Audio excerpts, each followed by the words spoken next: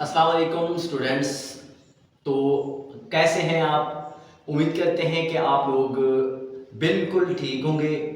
तो आज के लेक्चर के अंदर हम बात करेंगे नर्वस डिसऑर्डर्स की। हमने जैसे कि आपको पता है सेकेंड ईयर बायोलॉजी का जो है 17वां चैप्टर स्टार्ट किया हुआ था। तो इससे पहली वीडियो के अंदर हमने स्पाइनल कॉर्ड को स्टडी किया था। तो आज हम बात करेंगे नर्वस डिसऑर्डर की कि हमारे पास जो नर्वस सिस्टम है उसके अंदर जो बीमारियां होती हैं वो कौन कौन सी हैं और उनकी अलामात क्या होती हैं, उनका इलाज क्या है। तो सबसे पहले हम बात करते हैं, जो आपकी बुक में मेंशन हैं वो तीन हैं: पार्किंसंस डिजीज, एपिलेप्सी, उसके बाद है अल्जीमर्स डिजीज। तीन मुख्तलिफ टाइप्स की जो हैं वो आपके पास डिजीज हैं। हर एक के बारे में जो है वन बाय वन करके स्टडी करते जाएंगे। सबसे पहले आप देख सकते हैं पार्किंसंस डिजीज।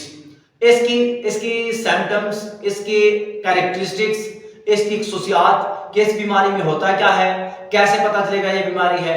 तो उन खुसूसियात को देखने से पहले आप देखें, आपको पता होना चाहिए कि इसमें इनवॉलेंटरी ट्रिमर्स होते हैं, थरथराहट होती है।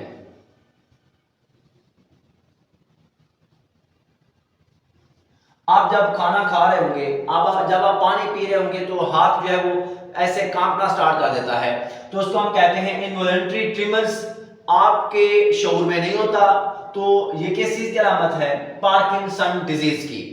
इसी तरह मजीद बात करें, डिमिनिश्ड ऑफ मोटर पावर, जो पैगाम लेकर जाने की सलाहियत होती है वो खत्म हो जाती है। इसी तरह रिजिडिटी और बॉडी जो है वो क्या हो जाती है? सॉफ्ट हो जाती है। तीन तरह की कैरेक्टरिस्टिक्स हैं पार्किंसंस डिजीज की। उसके बाद हम बात करेंगे रीजंस। अब इसकी वजह क्या है? दरअसल हमारे ब्रेन के अंदर जो सेल्स होते हैं जो डोपामिन को बनाते हैं, उन सेल्स की जब डेथ हो जाती है तब डोपामिन बनता नहीं है। तब जो बीमारी होती है उसको हम क्या कहते हैं? पार्किंसन डिजीज कहते हैं। अब ये देखा जाए कि एवरेज एज किन लोगों के अंदर ये बीमारी होगी, तो 50 से 60 साल की उम्र के दरमियान के जो लोग होते हैं उनके अंदर ये बीमारी जो है वो वाकई हो जाती है। अब रिजल्ट देखा जाए, इसके अंदर हेड ट्रॉमा हो जाता है, नसें फट जाती हैं। तो ये कंडीशन भी क्या है? पार्किंसंस डिजीज है। अब इसके बाद जो है इफेक्टिव ड्रग्स की बात की जाए, एल डोपा एक ऐसी मेडिसिन है जो क्या करती है? पार्किंसन डिजीज के जो है बचाव के लिए इस्तेमाल की जाती है, इससे हिफाजत के लिए बचाव मतलब इस्तेमाल की जाती है। इफेक्टिव प्रोटीन का आप जिक्र करेंगे तो आप देखिए इफेक्टिव प्रोटीन का नाम है GDNF। GDNF, G से मुराद गैलियन सेल, उसके बाद D से मुराद डिराइव्ड, N से मुराद न्यूरोट्रॉफिक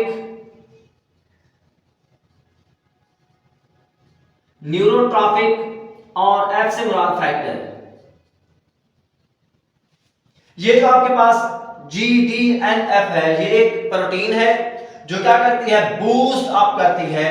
बूस्ट अप का क्या मतलब है? Boost up the Uptake of dopamine. Dopamine के अपटेक को जो है ज्यादा कर देती है, बेहतर बनाती है, जिसकी वजह से जो है आपके पास, क्योंकि डोपामिन खत्म हो गया था, कम हो गया था, तो ये उसका लेवल थोड़ा सा बरकरार हो जाएगा, जिसकी वजह से हम इस बीमारी से जो है थोड़ा सा छुटकारा हासिल कर सकते हैं। अब इसके बाद आप देखें, ये जो आपके पास ये जो फैक्टर है ये इंसानों में अभी तक इस्तेमाल नहीं हुआ। इन फ्यूचर मुस्तकबिल में जो है ये इंसानों पर इसके एक्सपेरिमेंट किए जाएंगे। अभी तक इसके जो एक्सपेरिमेंट्स हैं वो दरअसल मंकी के ऊपर किए गए हैं, इसी तरह रैट के ऊपर भी इनके जो है ये जो प्रोटीन है वो उसके तजर्बात इसके ऊपर किए गए हैं। अब ये आपके पास सिंपल सी बीमारी थी, उसमें characteristics, reason, average age, result, effective drug कौन सा होगा, इफेक्टिव प्रोटीन कौन सी है, ये पॉइंट्स आपने माइंड में रखने होंगे। अब इसी तरह बात करते हैं एपिलेप्सी, इसको आप मिर्गी कहते हैं। एपिलेप्सी की सबसे पहले खुसूसियात देखेंगे। इसमें क्या होता है? कॉन्शियसनेस, जो शऊर होता है, दिमाग की सोच होती है, उसके अंदर चेंज आ जाता है। Sudden transition, alternation in brain function, और जो ब्रेन का काम है उसके अंदर अचानक से थोड़े से वक्त के लिए ऐसे चेंज आता है, तब्दीली आती है एंड सीजर्स और दौरे पड़ना स्टार्ट हो जाते हैं। ये खसूसियात हैं एपिलेप्सी की। बात करेंगे इसकी मतलब की वजूहात क्या है, रीजन क्या है, तो वन बाय वन करके देखते हैं। कन्वल्सिव डिसऑर्डर ऑफ नर्व्स, जो कि सेंसरी, मोटर या ऑटोनोमिक इन नेचर होती हैं नर्व्स, उन नर्व्स के अंदर जो है बीमारी हो जाती है, तब आपके पास क्या होगा, एपिलेप्सी हो जाएगी। अब इसमें होता क्या है, एक्सेसिव रैपिड इलेक्ट्रिकल डिस्चार्ज, जो आपके पास व्हाइट मैटर नहीं ग्रे मैटर जो होता है उसके अंदर, जो ग्रे मैटर जो है आपने पढ़ा था कि ग्रे मैटर के अंदर अगर इलेक्ट्रिकल डिस्चार्ज ऐसे स्पीड से ज्यादा मिकदार में निकले, फिर झटके लगना स्टार्ट हो जाते हैं, फिर दौरा पड़ता है, उसको हम क्या कहते हैं, एपिलेप्सी कहते हैं। अगर ये बीमारी होगी 30 साल से कम लोगों में, फिर हम कहते हैं एपिलेप्सी है। अगर उससे ज्यादा एज के अंदर ये बीमारी होती है, तब हम कहते हैं वो क्या है, ऑर्गेनिक डिजीज है। अब हम ये देखेंगे हमें कैसे पता चलेगा कि एपिलेप्सी है कि नहीं है, तो इसको मतलब कि टेस्ट करवाने के लिए एक टेस्ट इस्तेमाल किया जाता है। उस टेस्ट का नाम क्या है, इलेक्ट्रोएन्सेफेलोग्राफी। इलेक्ट्रोएन्सेफेलोग्राफी। इसके बाद अगर हम ड्रग्स की बात करें, एंटी कन्वल्सेंट ड्रग्स इस्तेमाल की जाती हैं, ऐसी अद्वियात इस्तेमाल की जाती हैं जो दौरे को कम करती हैं, प्रॉपर इलाज नहीं है। हाँ, अगर वो लोग जो शराब पीते हैं, अल्कोहल का इस्तेमाल करते हैं, उनके अंदर ये एग्रेसिव हो जाती है, उसके अंदर ये बीमारी जो है ज्यादा हो जाती है, तो इसको हम कहते हैं एपिलेप्सी। लास्ट में एक छोटा सा शॉर्ट क्वेश्चन है, उसको हम अल्जाइमर्स डिजीज का नाम देते हैं। तो आप देखें इसकी खसूसियात क्या है।